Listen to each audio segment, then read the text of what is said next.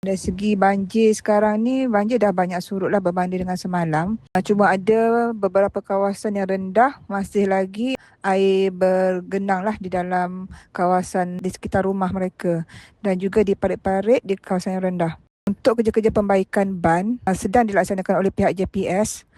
Difahamkan kawasan rebakan tu dalam 80% telah pun ditambak dan hanya berbaki sedikit sahaja lagi yang masih lagi memerlukan kerja-kerja penambakan yang sedang giat dilaksanakan oleh pihak JPS. Di PPS juga disediakan perkhidmatan kesihatan lah oleh pihak pejabat kesihatan daerah yang turun padang di PPS dengan keanggotaan seramai lebih kurang 5 orang untuk memantau kesihatan mangsa-mangsa yang berada di PPS. Setakat ini kebanyakan mangsa yang dirujuk adalah mereka yang kurang sihat, demam, sakit kepala, tahap-tahap kesihatan yang ringan lah. Isu-isu yang ringan, tiada melibatkan masalah yang kritikal ataupun serius.